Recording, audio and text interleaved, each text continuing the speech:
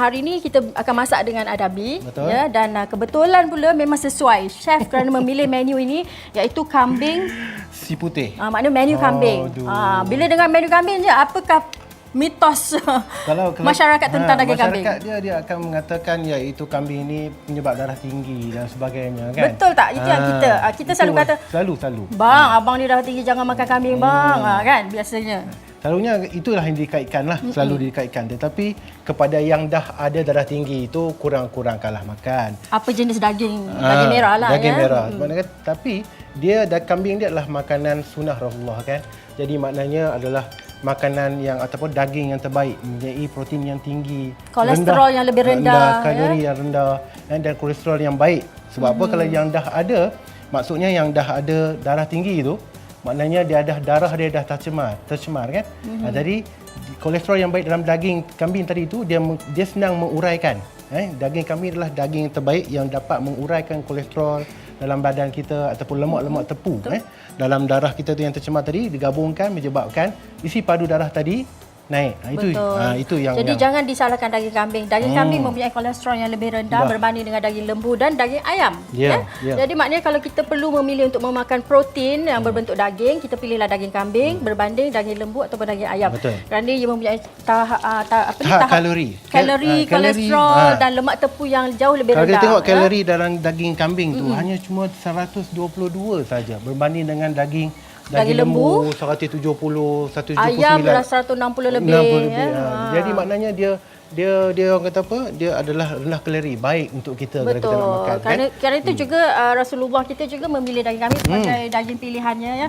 Jadi kita kalau tengok orang Melayu ni je yang sebenarnya menganggap bahawa makan daging kambing ni darah tinggi lah, sakit jantung lah sebagainya ya. Tapi kita tengok orang Arab tu hari-hari dia makan daging kambing. Tak ada pula yang kena sakit jantung kan. Memang tak ada pula yang darah tinggi. Kalau tengok Nabi darah panas je. Ya. Sebab daging kambing ni kalau Nabi dia bahagian shoulder, lengan dia dan kaki. Itu yang paling favorite Nabi kalau kita tengok itu bahagian bahagian. Pilihan dia. Okey. So maknanya kat sini apa yang kita nak buat, saya dah masukkan bawang tadi, bawang merah, bawang putih dalam ni dan halia yang kita goreng dan ini adalah satu makanan. Ini makanan dari mana ni? Yang ni saya ambil daripada Mediterranean, yang kita akan gabungkan dia dengan rempah ratus yang di Malaysia. Mereka kata rempah ratus daripada produk Adabi itu sendiri kan. Jadi maknanya kalau kita tengok dekat sana apa yang dia masak, dia gunakan jintan manis, jintan putih apa semua. Tapi dah ada dalam serbuk kurma. Okey. Dalam serbuk kurma. Jadi kalau kita buat kurma tu, kita selalunya kita letak macam dengan ubi kentang. Okey, yang ni tadi sup buncit apa? Yang ni yang saya letak ialah sup ikan. Okey, sup ikan. Sup ikan dia ada bay leaf dalam tu kan, dia ada halia dan sebagainya yang boleh menaikkan dia aroma lagi jadi baik. Kalau kita tengok, kita akan masukkan serbuk kurma ni, serbuk kurma Arabi. Okey. Serbuk kurma, saya letakkan 2 paket Okey. Kita masukkan serbuk kurma dalam dia. Kalau tengok kurma ni kalau kita ikutkan dia daripada kerajaan Mughal. Sekarang ni dah famous dah di Pakistan guna telah merebak ke Bangladesh dan sebagainya sampailah kita di Malaysia ni itu pengaruh-pengaruh dia tu. Okey. Baik. Kita masukkan sedikit air. Sedikit air untuk mendapatkan dia punya naikkan dia punya pecah lemak dan pecah minyak. Tu dia. Kita tengok apa tu dah? Tengok kambing ni dah pecah lemak dah. Dan kalau kita tengok daging kambing ni sendiri mungkin dia punya tekstur tu kita bandingkan dengan daging lembu.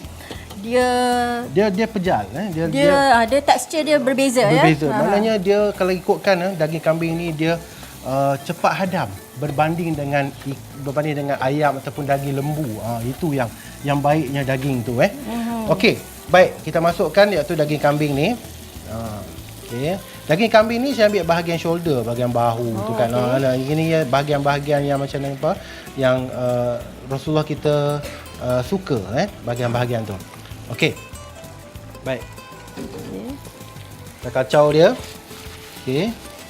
Kacau dia. Dan apabila kita masuk daging kambing apa semua, kita kena letak iaitu garam dan sebagainya dalam. Sebab apa? Untuk bagi dia garam tu ataupun masuk dalam dalam daging tadi. Okey, satu tips.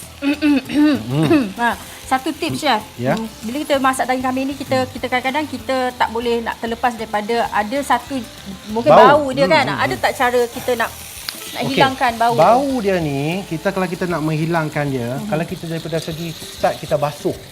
Kita basuh daging kambing tu. Maknanya kita basuh daging kambing tu, bila kita basuh kita kena basuh dengan tepung. Bila kita basuh dengan tepung, kita rendam dia sekejap. Tepi, lepas tu kita ambil dia, kita cuci dia. Dalam berapa minit nak rendam ke? Kita nak rendam dia dalam 10-15 minit pun tak jadi masalah. Lepas tu kita ambil dia buat keluar dan kita basuh. Bilas balik apa semua. Lepas tu sejak bagi dia keluar air, perah lemon atas dia. Lemon ataupun limau nipis dalam dia.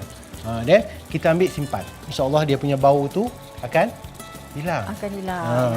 Macam yang ni pun kita tak ada pun bau kambing tapi jadi saya boleh jadikan dia sebagai satu memilih kita kena ubah gaya hidup kita, Chef. Antara satu faktor kita untuk mencegah kanser adalah mengubah gaya hidup kita. Jadi masih belum terlambat kita untuk tambah satu lagi azam untuk tahun 2014. Kita tulislah saya akan mengubah kehidupan saya, mengamalkan gaya hidup sihat. Contohnya saya akan lebih memilih daging kambing.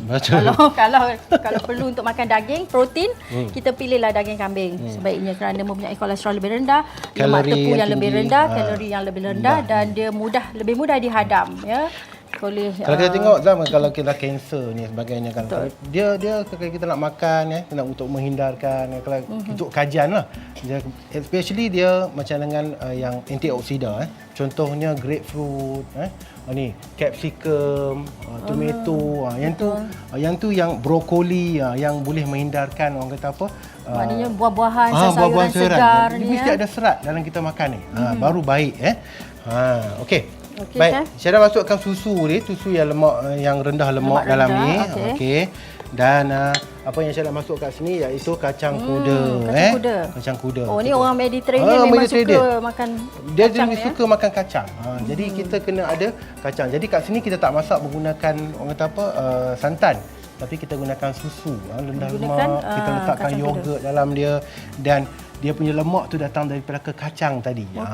Yang baik. Dan makan ni nanti dengan apa? Dia maknanya masak secara kita renihkan dia. Renih lah macam dengan kita masak macam dengan kari lah, lebih kurang macam tu lah Zam kan. Tapi tidak menggunakan santan lah Tapi tidak menggunakan santan. Dan ada satu lagi tadi yogurt. Saya tambah yogurt. Ya, tambahkan yogurt. Tambah juga yogurt. Yogurt ni baik sebab dia ada kita penghadaman kita dia boleh membantu dari aspek penghadaman kita.